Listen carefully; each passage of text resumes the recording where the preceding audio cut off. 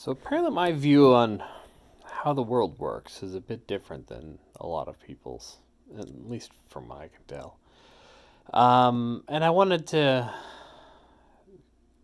give a basic idea of the way I see things as happening. Well, I mean, ultimately, we are apes that tell stories. So biologically speaking, we haven't changed all that much, in the past.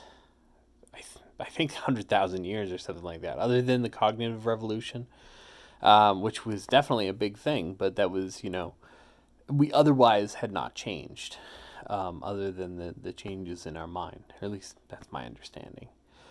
So since then, culture has certainly changed a lot. The world changes based on what the people within it believe at any given time. Ultimately, we are apes that tell stories, and we internalize these stories. These stories of what we believe to be true remain true until either people stop telling those stories or the stories are proven untrue. An example of stories being proven untrue could be, as simple as any myth that eventually goes away. But it can also be things like one of my concerns lately, politically speaking, has been we tell stories. I mean, our Constitution is basically a story of how our country operates. It cannot. I mean, it's paper, or sheepskin or whatever. It can't actually control our behavior. But what it can do is it is the story of how we are supposed to operate. Now, as soon as that story is proven false, then the story is going to change. So we're at a crossroads right now where we're starting to impeach this president, and the Senate, at least some members of the Senate, are telling us that they will not hold him accountable no matter what, because they agree with what he has done. Now, that has nothing to do with whether or not, what he's doing is within the bounds of the Constitution, which in some cases it isn't. He is violating some of these separations we put in place. Basically, it is unreasonable for us to have to trust the president, trust him to do what is right. That's why there's checks and balances. So the House is supposed to provide oversight over the presidency and do things like impeachment. Which is why it's so important that when Trump refuses to let the House see what he is doing, that is one of these fundamental stories of our country that is being violated by the president. Now, if we don't hold him accountable for that, then that is another piece of the story that goes away. The House can be blocked. And there's no ramifications for that because we allow it. I mean, we let Trump do it. Representative Ratcliffe justifies Trump's behaviors because of previous justifications for Obama's behavior or the Biden's behavior. I don't want to get into whether or not the Bidens, I doubt they've done anything illegal. I wouldn't really know. I'm not paying that much attention. But I definitely think that our system as a whole that allows for people that get paid as much as Hunter Biden does, that is just a broken system. So I think that just needs to change regardless of the question of whether they did anything wrong. However, if you let people get away with behavior that is actually corrupt, which is what it looks like our country is about to do for Trump, then that is severely damaging to the story of what we do in this country. I mean, if we don't hold the corrupt accountable, we are not a country that idealizes anti-corruption. As much as we try to push that onto other people, if we don't do it ourselves, that's not one of our core values. That is not something we're teaching. That is not part of our story. We can tell that is part of our story, but people will know it is untrue. Whether it's people here or people in other places, it is fundamentally untrue if you do not hold people to account for it. So that is one of these ways that you can make a story that is no longer true. And then, there's scientific things as well, where we discover that, something that we believe to be true about the behaviors of atoms, stars, whatever it is being examined. We can learn it's not true, and all of a sudden it's, no longer part of our knowledge anymore, and it just vanishes as one of our stories. It's like, Pluto as a planet. It was a planet until it wasn't. And now I believe it is again. And all of this has to do with, changes of labels. Pluto itself has been spinning around just the way it always has. It's just that they've changed their minds on what a planet means. We've changed the story. And changing the story fundamentally changes our perception of reality, even if it doesn't. Well, in some cases it can change reality itself, because, if you don't hold the president accountable, you end up with other unaccountable people. Now, since stories are how we see the world, they also drive our actions. So, everyone has idea of how the world works, and they operate within the rules of how it works, because otherwise, things break down for you. In Trump's case, the way the world works is that he does whatever he wants because he's a spoiled, rich brat. That's the way he grew up. That's the way he lived. That's the way he's always been. So that is his story. And when we try to hold him accountable, he tells us, no, you can't hold me accountable. I've lived through this life. Nobody holds me accountable. They let you do it. Access Hollywood, they let you do it. No one holds you accountable. Therefore, it is acceptable because I've never been stopped. And this is just how he thinks, because that is how he's lived his life, because those are the rules that he has been held accountable to. Those are the rules that have been proven true for him again and again. And he thinks it's outrageous that we would think that these rules didn't apply the way that they always have in the past. But the rules don't apply the same from person to person. There is no shared reality there. The world works however you can make it work. So as you're telling your stories about how the world works, you are actively confirming your own stories by making it true. You're making decisions based on your perceptions. And then you're telling stories about what you did based on your perceptions. And people can choose to believe you or not. They may, choose their own stories about your experience. If anyone has ever gone through a gaslighting experience, you know what that's like, where the other person has their own understanding of reality and they expect everyone to conform. That's narcissistic behavior. Trump, narcissistic personality disorder. Makes perfect sense. So Trump is telling these stories about, how things work. And the way things work is that Trump does what he wants to do what he wants. In this case, Trump appears to be playing out a story where he has his allies going out and investigating political rivals because their political rivals seem to be corrupt. A little bit of projection, maybe. I mean, he assumes that this is the way politics works, and nobody has stopped him. So clearly they do.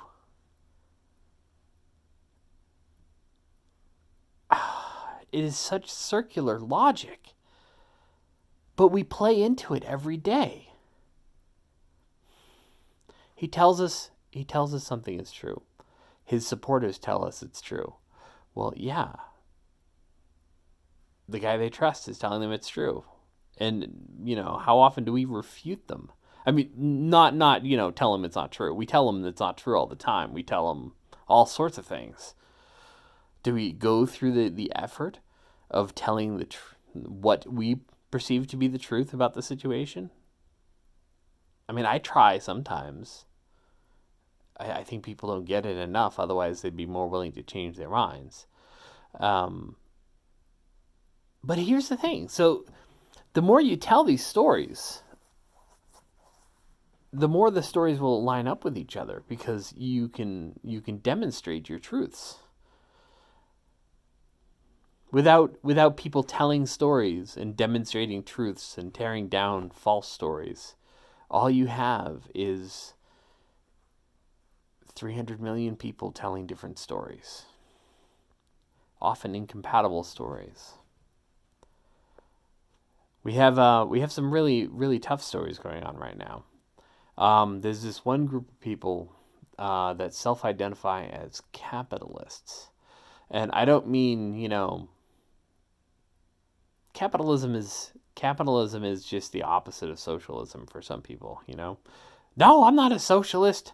I am a capitalist, but they don't really understand what capitalism is. I mean, they haven't read Adam Smith, The Wealth of Nations. They haven't read, any of these other stories. If you went for education, like if you went to school for economics, there is definitely a definition of these terms, right? However, if the majority of people you talk to on a daily basis have different ideas of what a word means, then it fundamentally isn't an effective word in these conversations. It is basically just, a rough idea. So we have these people, they self-identify as a capitalist. Like, I call myself an entrepreneur, or a small business owner or something like that. But there's some people that they call themselves capitalists. And in some cases, what they do is all they are is investors. They choose something that they think should exist and then they invest money in it. I'm doing a bit of that myself in terms of technology right now. I've got a couple of people building. I've got an app in development and a web service in development. However, these people that self-identify as capitalists, they're telling the story about maximizing shareholder value, right?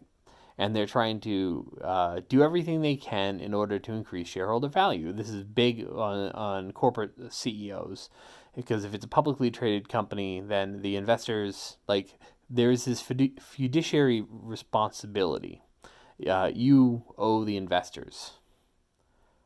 It makes sense. I mean, it's basically a way of incentivizing CEOs to just not rip off the investors by paying themselves more, that sort of thing. But so if you tell them this story about maximizing shareholder value, what it results in is it results in things like layoffs. We're gonna invest in automation in order to reduce the workforce.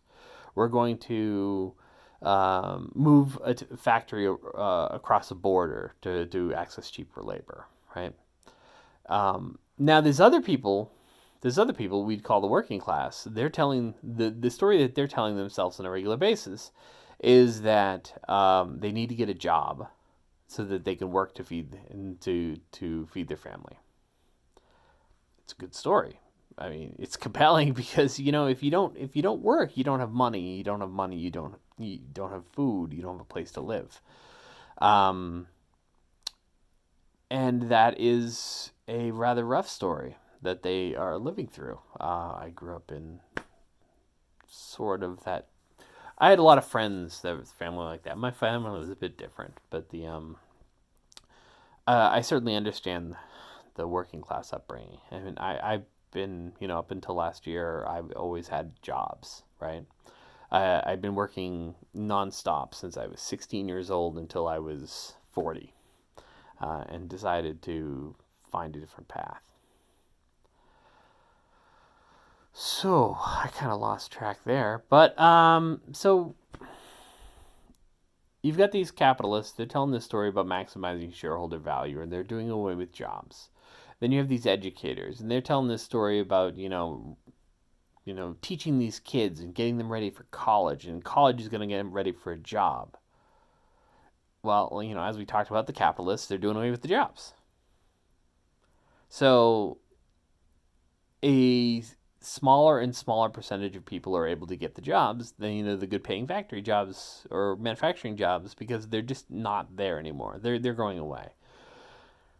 And when you have more people than you have jobs, wages go down, right? Because they apply the same rules of competition to the wages, even though, from the perspective of the individual, you're selling your time wholesale anyway, and you have someone shortchanging you on it such that you can't even pay the bills.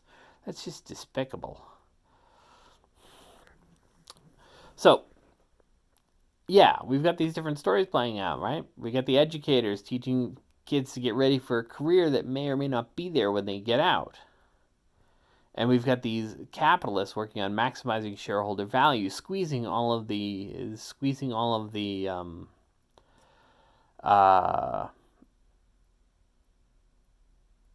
excess out of the system. So all of the cost, make the products cheaper. When you make it cheaper, you're reducing labor. You reduce labor, you're reducing jobs. Again, it's just another way to, anytime you're squeezing money out of anything, like any business, any product or whatever, and if you're squeezing out money, you're effectively squeezing out other people. Whether it's, you're paying for parts or something that someone had to make, someone had to refine the ore. There's a lot of work that goes into each of the parts that go into something you're building. And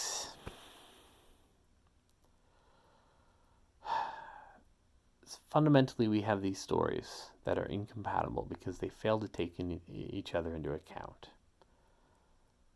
And then we have people that are justifying their behaviors, getting as rich as possible, because in our country, everyone has the opportunity to get ahead. They call it the American dream. Really, it's the revised American dream. The original American dream was talking about there being enough for everyone. Where there's this other dream of, I can start off small and get really big. Now, that's a dream that can't be achieved by everyone. You can't get ahead and have enough for everyone. That's, kind of the idea of being ahead is that you have to be ahead and they need to be behind you. And as this process is played out of maximizing shareholder value, what we end up with is interesting situations where the people who do all the work barely get any money. And then you have this other class of people that are making, tens or hundreds of millions of dollars running these companies, which, really they're the overhead. Somebody who makes that much money, they are overhead. From the company, you're not doing anything that makes that much money. The only thing that makes that much money is how much money you make for the investors. Now, from the perspective of the workers and the customers, the investors and the executives are both overhead. They should be gone. They're not helping anyone out. And in theory, I mean, if you talk to a libertarian, they talk about how the market works itself out. Well, the market only works itself out if somebody does something that, works it out. It's the market is the sum of the actions of the individuals contributing to it. It's nothing any more than that. It's not some mystical thing.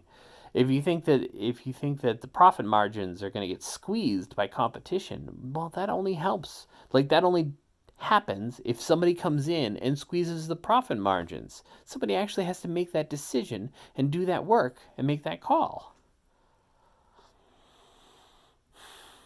Personally, I think that's the best thing we can do right now.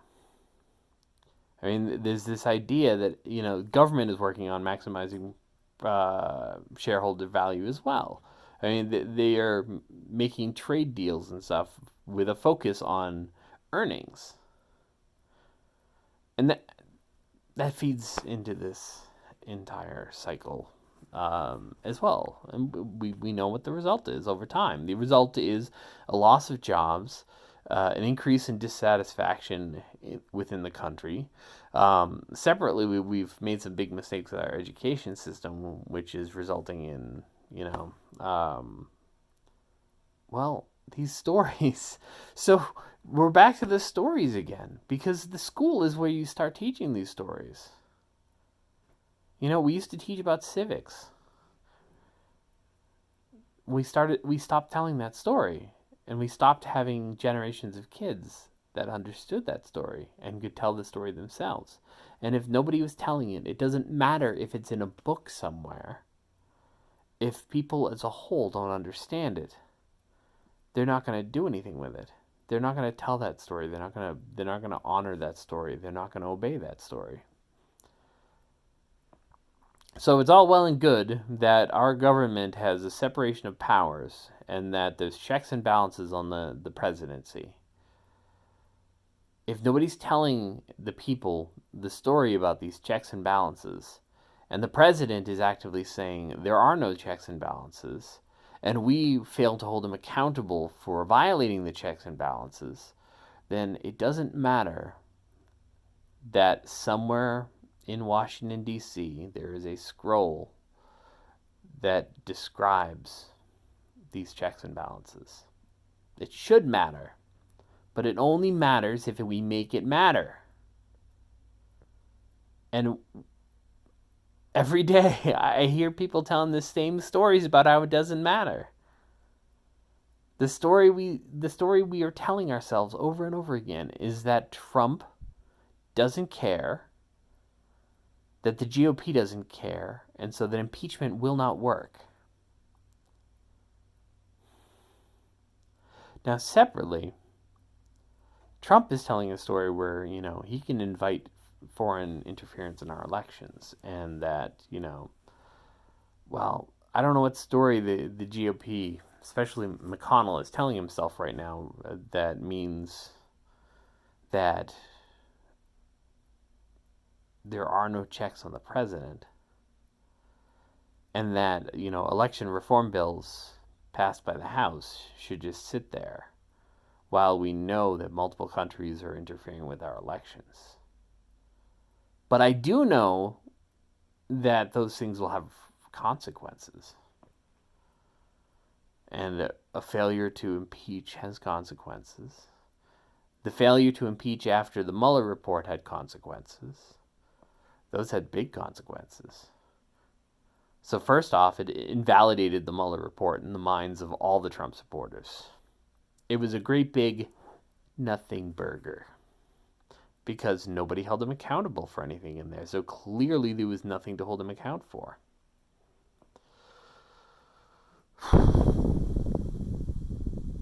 Well, I'm kind of done with this. We can't win if we can't get our stories straight.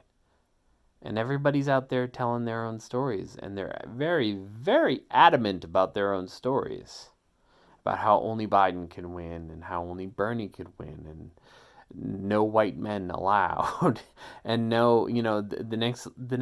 I've heard that the next president must be a woman, which I don't have a problem with a female president, but you are certainly, limiting the scope of who that could possibly be.